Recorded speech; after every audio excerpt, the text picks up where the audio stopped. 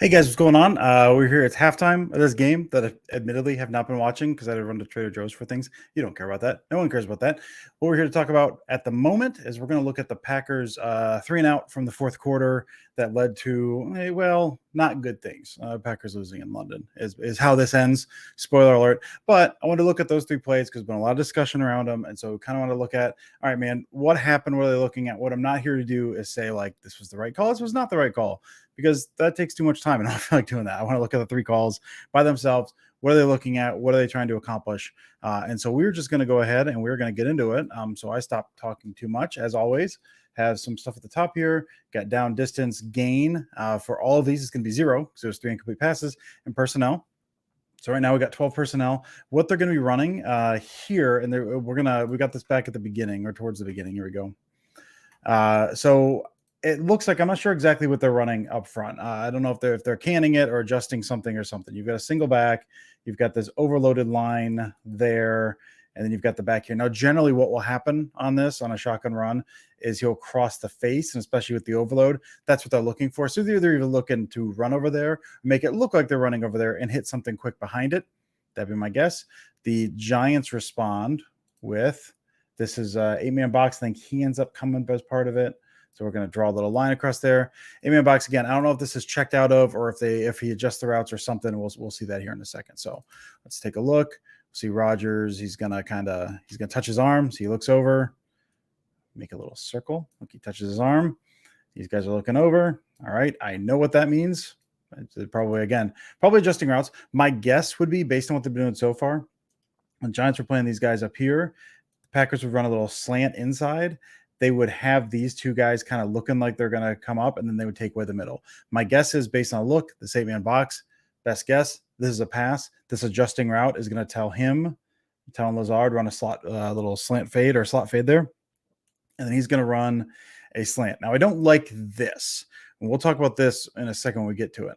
I prefer kind of the smash fade look where this is like a little curl on the outside, and then you kind of go up with the top. It doesn't matter. Dobbs is going to run kind of a slant from the inside. So I think that's what he's saying. All right, adjust this. This was going to be a little slant inside. Adjust it. We're running the fade. We're taking a shot here. You can see him kind of points to his arm, points to his helmet, whatever that is. A lot of times with the can look, again, you go up with 2 or 3 calls. Or if you say 2 calls, you say can, you go with say a run play or a pass play, or 2 run plays, 2 pass plays, whatever. And you go with the first one. And if you don't like the look, you can it. Throw it out, you throw it away, and you go with the second one. Usually go this. When you see a quarterback going like this, he's canning the first play, they're going to the second one. So again, what they're going to do, a slant, slot fade. They're going to roll the single high, 8-man box, 12 personnel, and it's going to be Lazard against this man here. We're taking a shot, man. We've not had much going today. We're taking a shot. Now he wins pretty clearly. Like, he gets to the outside. He wins outside. Now what he's trying to do, he wants to get outside position, take that out. Rodgers throws the ball up, and then Lazard's able to fade underneath it. So you kind of get that from the outside. From the slot, you got more room to work. And so you create separation at the route, at the break there, try to stack them along the way. And then if the ball's put out here and you've got outside position, you can fade, and this guy has to go that way. And so you give yourself some space. It's looking good. This sets up well. And as we can see here, Rodgers back foot planted, ball, he's ready to throw. He's thrown over here. Now we're going to look at is 44 right here. Who, again, I say I don't love the slant look, and they're running. Again, it's part of this overall thing. You've got Jones out of the backfield, and so you've got this kind of dragon concept with a slot fade over the top. So you're making smash and dragon. You're more or less like kind of smashing those things together. Smash, because that's what they're doing. Anyway, I don't like it because what it gives this guy the ability to do is, I'm following the slant, but I'm also just going to knock the snot out of the receiver here. So we're going to watch 44 on Lazard. And we'll watch this back because I paused it. So we'll watch 44 right there. Drops back. He clearly, he's looking slant, but he sees that guy. He sees Lazard, decks Lazard. Ball is out here. He's getting ready to throw it. He's throwing it out here. Lazard's knocked off. This play's done. It looked pretty good. Again, we will never know if it will be completed, but this looks like one because Lazard kind of has to pull up. This looks like one because where's it land? Here. This looks like one that they would have had, or at least had a pretty good shot at. Lazard kind of, he gets to the outside, he's got half a step, he can fade outside. It looks like a pretty good ball from Rogers. And if you're watching the broadcast, as that's a bad decision, that's overthrown. It's not really overthrown. Lazard just gets knocked off his route there. So watch it from we got from this one. We'll watch the throw. So this is 1st and 10. So it's the very first play. I'm checking. I'm taking this. Throws it up over the top, and from there it looks like Lazard's complaining. Here's 44 down here. Yeah, I did it. Looks like an overthrow. Not really an overthrow. Lazard just kind of gets knocked a little bit. All right, so we'll go to 2nd and 10. 2nd and 10, they're going to be running a little, I think like a little cross-country dagger thing. Here, we'll run this forward and we'll kind of look at it. So they got a crisscross thing here. I guess it's not really cross-country dagger. There we go. So we're going to have a little clear out. I like they did something like this. It's almost like a drive type of thing, but like delayed drive. So you got kind of like a pivot there. They're going to crisscross the route. So Dobbs is going to push out and then in. He's going to kind of cross underneath. I guess he's going to curl up a little more. Cobb from the outside is going to kind of come over there, and he's going to lead. So you're going to have Cobb in the lead, and Dobbs is the trailer. And you got single high. So we'll talk about usually how this is typically read, how they look at this. Is you're going to see, so he's looking at Cobb here. Normally what you do, this guy works as the clear, and this guy works as that's kind of that you're reading this inside out, but usually this goes to the back guy because you're saying this guy's clearing out the middle for me. He's taking it this way, and then this guy gets to run into all this space. And since the Giants, I'll kind of run this back a little bit. They've got the kind of lost him here. They got a single high safety. What was that? 30 yards, 25 yards from the play. Deep. And again, 2nd and 10. So they're looking for a shot, it looks like, or they're just planning on taking away the run. Again, they're in 11 personnel this time, but if they're taken away with they got the single high safety. So we'll see this little crossover. Hobbs gets out, looks really nice. It doesn't matter. Rogers already thrown to Cobb, which the decision on itself, not a bad decision. It's not a bad decision. He throws it to Cobb. You likely have a little more with Dobbs, but you're reading this inside out. The line has not been doing well, has not been holding up so far today. So if you got your first read and you like what you see on that crosser, you take it. He takes it, even though Dobbs is open behind him. Again, you're reading this inside out, so he never really has a chance. He has a reason, not a chance. He doesn't have a reason to move to Dobbs. Ball's thrown. And it looks like Dobbs, at least he feels like he gets held a little bit out of the break. It's hard to tell. He slows down a little. I think he probably gets grabbed a little bit. Probably ticky-tacky. It doesn't even matter. We don't even care at this point. But again, you're throwing. I think this goes play action. Play action. So you're drawing the linebackers up. Bang, bang. And then you're going to hit them behind, which is what you're trying to do. You got Lazard on this little pivot. So you're clearing that out there. So you've got this nice little window open. DB makes a good play. Hangs with Cobb. Rogers throwing there. DB undercuts it. But that's still like, listen. That's a perfect throw. That's a perfect throw in Cobb's hand. And again, that's tough. You got a guy hanging off you. That's a tight window. That's a tough play to make. Rogers puts it exactly where his receiver has a chance at it. Cobb cannot come down with it. That sucks. Move to 3rd down. So on 3rd down, we'll talk about this one. Okay, so this, again, on his face, I don't think is terrible. I don't know that I love the route distribution. You've got single high safety. So look here. Single high safety. You got 2 guys here. You're running kind of this, I don't know, just kind of digs at each other. What you normally see, because you want spacing out of this, it's kind of the same idea as the one we just looked at.